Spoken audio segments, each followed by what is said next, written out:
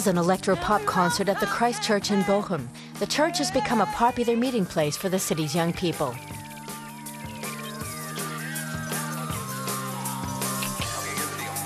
In front of the altar, there's a party atmosphere.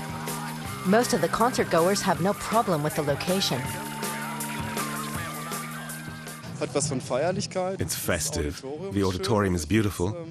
I think the location is fabulous. It's about a church becoming self-confident and relaxed enough to say, this can happen here. For me, it's not even close to blasphemy. It's a new idea, something different. With the acoustics in the church, it's super. Once a month, young musicians perform in the 132-year-old Christ Church. The concert promoter is Pastor Thomas Wessel. The naves of churches like his can seat hundreds, but these days many congregations are finding them hard to fill. That's why Thomas Wessel regularly converts his church's nave into a nightclub.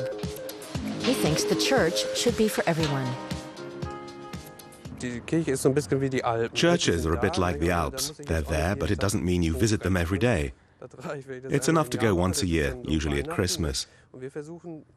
We're trying to find ways in which people can come and know they won't be pressured. They don't need to make a profession of faith or sing any hymns. But they're in the church.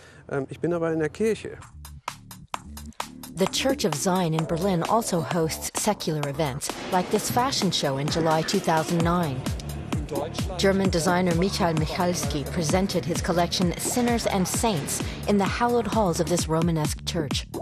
The fashions weren't standard church-going attire, but the show certainly filled the pews.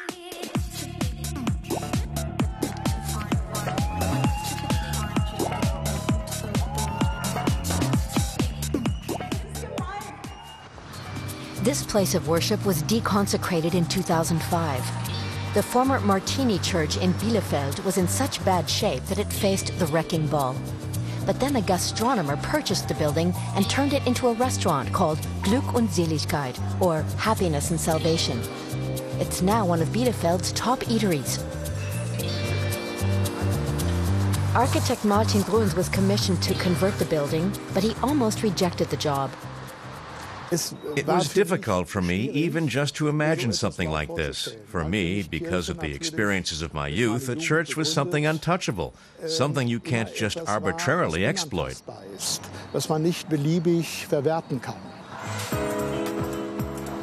Despite his anxieties, Bruns dared to take on the project. He decided to leave the neo-Gothic architecture intact. The priority was to maintain the space and structure in a fitting way. So it was important for us to preserve the building's dignity, the space and cultural venue, which is extremely beautiful, and to make sure it could continue to be used communally. The restaurant has space for more than 350 people. The concept has proven popular.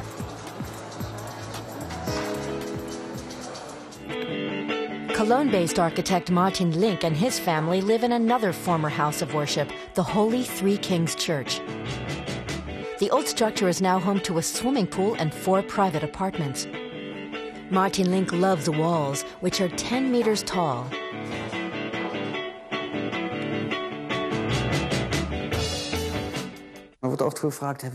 You're often asked, what's it like to live in a church? Do you feel nearer to God? Do you sense anything special? That's generally not the case. It's like this. In the beginning, it's something new. You're living in a different kind of space from what you're used to. But when you've lived here for a while, it just becomes normal.